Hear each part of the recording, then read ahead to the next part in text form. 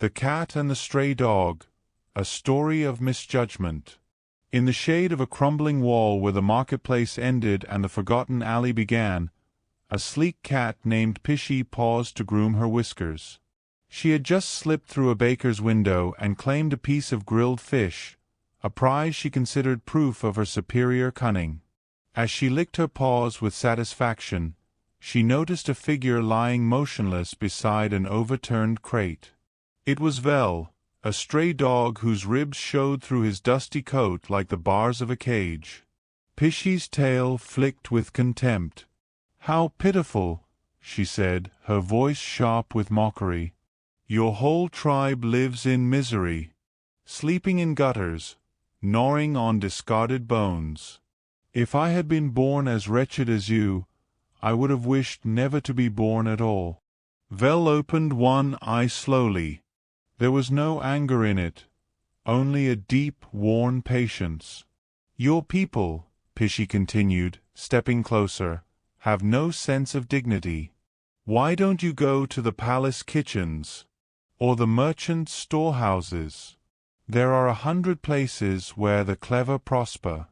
I dine on fish, cheese, cream, delicacies. Everyone knows cats are resourceful. Not one of us goes hungry. But dogs? There are more starving among you than there are days in a season." Vel lifted his head, his movements careful, as though each gesture cost him something. "The foundation of our fate was crooked from the beginning," he said quietly. "They laid the cornerstone wrong, long before we were born. Should I be surprised that the walls collapse around me now?"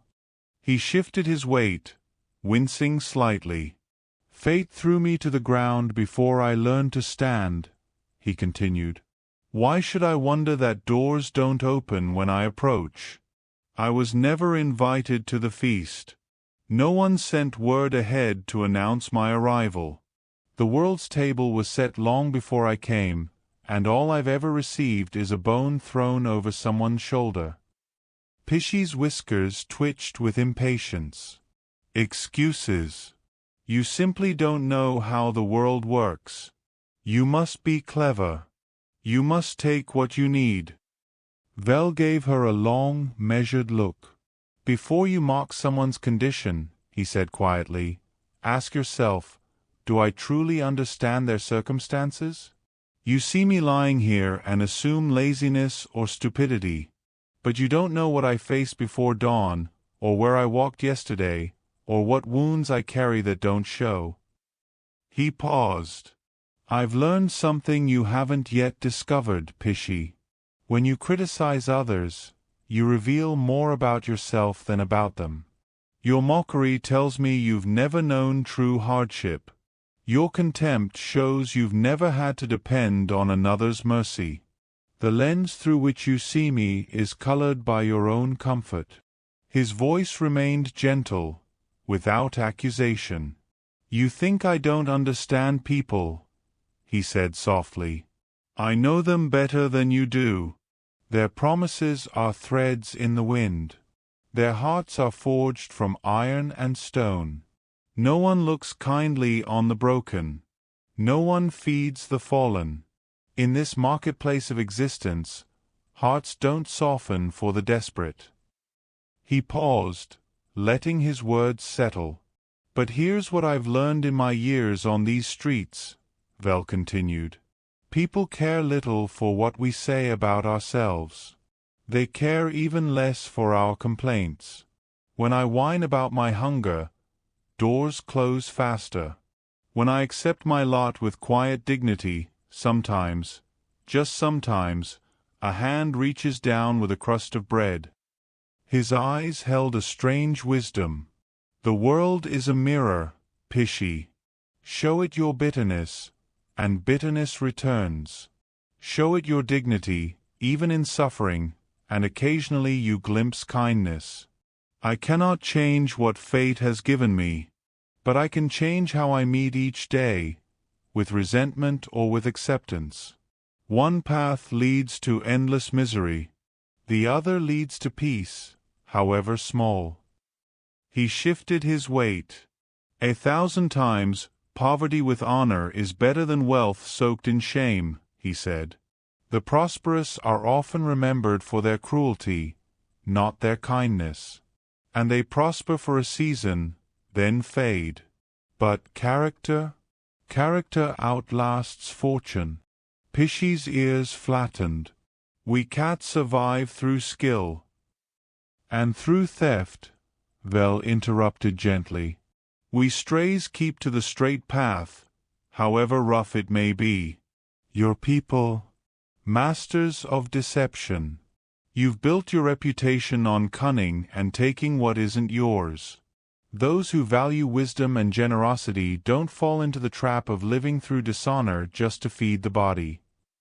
He looked at her thoughtfully. Here's another truth I've learned, he continued. You can gain everything through cleverness and lose your soul in the process. Or you can have little and keep what truly matters, your integrity, your peace of mind. I've watched cats like you succeed brilliantly at getting what you want, only to find that what you wanted wasn't worth having. The belly gets full, but the spirit stays empty. Pishi hissed. How dare you? I'm not trying to wound you, Vel said calmly. I'm trying to save you from wounds you'll give yourself. Because I've seen the pattern repeat. Those who live by taking eventually find that nothing satisfies. They must steal again tomorrow, and the day after. The appetite grows larger, never smaller. They become prisoners of their own success. You chase your whims endlessly, Vel continued, his voice still calm. Dawn in one city, dusk in another. You wander after every desire that crosses your path, yet you call us vagabonds. Your whole tribe is enslaved to appetite, running from craving to craving, never satisfied, never still. He looked up at the sky, where clouds moved like slow travelers. No one escapes the cruelty of time, he said. The turning seasons spare no one. We are all prisoners of winter's bite and summer's burning. Cat and dog alike, we all suffer under the wheel of the year. Pishi's voice was quieter now. But surely. Don't judge by faces, Vel said. Many hearts are shattered behind smiling masks.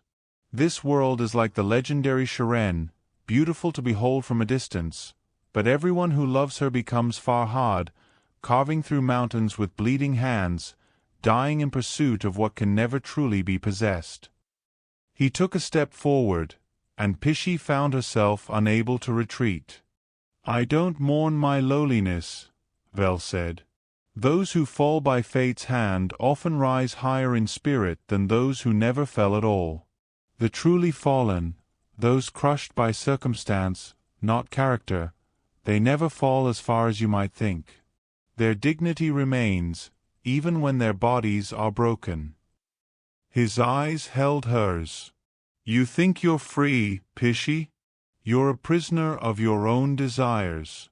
You bow to the tyrant of appetite every moment of your life. We strays may be hungry, but we're free from the chains of endless wanting.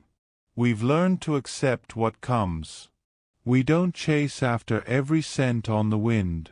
Pishi's voice was barely a whisper now. I never thought of it that way. Most don't, Vel said, not unkindly. They see the surface and assume they understand the depths. They look at fur and think they know the soul beneath. He turned to leave, his movements slow but dignified. Go, Pishi. Live in your comfort if you can. Rest your heart in whatever peace it finds. Dogs like me are accustomed to life's rough edges. We're used to hardship. It doesn't surprise us anymore. But don't mistake our circumstances for our worth. Don't confuse what fate has done to us with who we are. He paused at the edge of the alley. The world will teach you, he said softly. Eventually, it teaches everyone. The question is whether you'll learn from the teaching or simply resent the lesson. Pishi stood frozen as Vel disappeared around the corner, his shadow merging with the lengthening evening. For the first time in her life, she felt something unfamiliar. Not hunger, not desire, but a deep, uncomfortable recognition that perhaps she had never understood the world at all. The fish in her mouth suddenly tasted bitter. She dropped it. The marketplace was emptying now, vendors covering their goods for the night. The evening call to prayer echoed across the city rooftops. Somewhere, a child laughed. Somewhere, a door closed. She had always thought herself clever, successful, superior. But standing alone in that alley, she realized she had been measuring worth by the wrong scale entirely. Vel had nothing, and yet he had spoken with a dignity she had never possessed. He had suffered everything, and yet he carried no bitterness. He had been cast down by fate, and yet he stood taller in spirit than she ever had. Pishi looked down at the discarded fish. How many times had she stolen?